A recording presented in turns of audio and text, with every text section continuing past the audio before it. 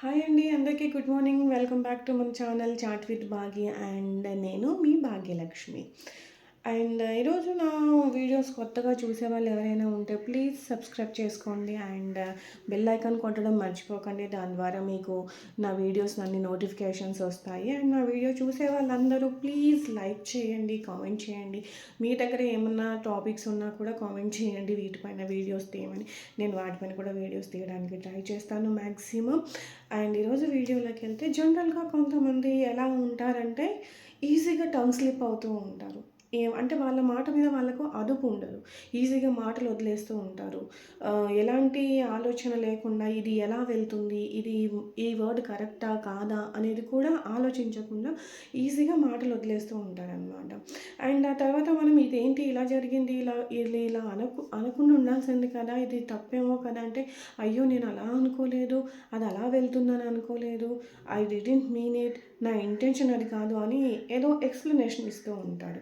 అది కరెక్ట్ కాదు కదా. ఒకసారి మనం మాట్లాడే ముందే, మనం వర్డ్స్ వదిలేసే ముందే మనం ఒకసారి ఆలోచించుకొని ఇదేంటి, ఇది ఎలా వెళ్తుంది, ఇది ఎలా జరుగుతుంది, ఇది కరెక్టా కాదా అనేది దాన్ని ఒకసారి మనం ఆలోచించుకొని చేస్తే నువ్వు సారీ చెప్పే సిచ్యువేషన్ రాదు, ఎదుటి వ్యక్తి బాధపడరు. నువ్వు సారీ అని చిన్న వర్డ్ చెప్పిన తర్వాత ఎదుటి వ్యక్తి బాధపడిందైతే తిరిగి రాదు కదా.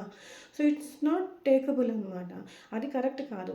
దానికంటే నువ్వు మాట్లాడే ముందే ఒకసారి ఆలోచించుకొని మాట్లాడితే that should be good and that should be perfect.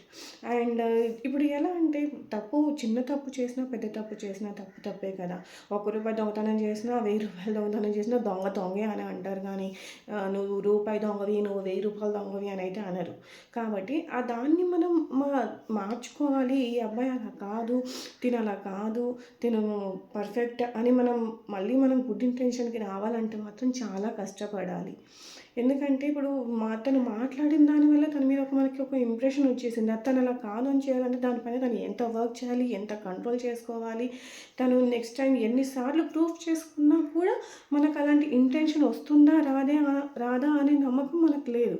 ఎందుకంటే ఒకసారి ఒక వ్యక్తి గురించి మనం ఆలోచించిన తర్వాత మళ్ళీ వాళ్ళ గురించి గుడ్ ఇంప్రెషన్ రావాలంటే it's two tough and it's longer time అనమాట. చాలా పరీక్షలు రాస్తే కానీ మనం పాస్ అవ్వము అన్నట్టు, ఎంతో కష్టపడితే కానీ మనకు మళ్ళీ ఆ ఒపీనియన్ పోయి ఓకే తిను అలా కాదు, ఏదో ఇంటెన్షనల్గా చేయలేదు, ఏదో అలా మాట జారాడంతే అనేది ఒకటి వస్తుంది.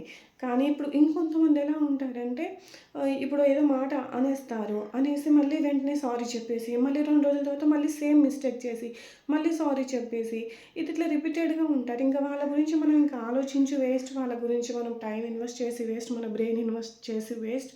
ఇంకా ఈ వ్యక్తి వాళ్ళ పైన మనకు ఒక ఇంటెన్షన్ వచ్చేస్తుంది, ఈ వ్యక్తి ఇంతే, ఈ పర్సన్ ఇంత, ఇంకా వీడు మారడు, వీడి క్యారెక్టరే ఇంత అనే ఒక ఇంటెన్షన్ వచ్చేస్తుంది మనకు. కాబట్టి ఎప్పుడైనా సరే మనం ఒక సారీ చెప్తున్నాము అని అంటే కూడా దానికి ఒక అర్థం ఉండాలి. యూ షుడ్ మీన్ ఇట్ అనమాట. నువ్వు నిజంగా గిల్ట్ ఫీల్ అయ్యి, నిజంగా నువ్వు రియలైజ్ అయ్యి, ఎస్ నిజంగా నేను చేసింది తప్పే కదా అని నువ్వు రియలైజ్ అయినప్పుడే నువ్వు సారీ చెప్పాలి. అండ్ సారీ చెప్పిన తర్వాత ఆ మిస్టేక్ని నువ్వు మళ్ళీ రిపీట్ చేయకూడదు. ఎందుకంటే నువ్వు ఆ మిస్టేక్ రిపీట్ చేయకుండా ఉంటేనే కదా నువ్వు మారావు, నిజంగా నువ్వు సారీ ఫీల్ అయ్యావు అనేది తెలిసేది. నువ్వు ఈరోజు సారీ చెప్పి రేపు మళ్ళీ నువ్వు సేమ్ మిస్టేక్ చేస్తే ఇట్ డజంట్ మీన్. కాబట్టి మనం చేసే ప్రతి పని మన వ్యక్తిత్వాన్ని, మన క్యారెక్టర్ని చూపిస్తుంది అనమాట. Thank you. నా వీడియో మీకు నచ్చినట్టయితే లైక్ చేయండి, ఎవరికైనా ఉపయోగపడుతుందంటే షేర్ చేయండి అండ్ ప్లీజ్ సబ్స్క్రైబ్ చేయండి. Thank you so much.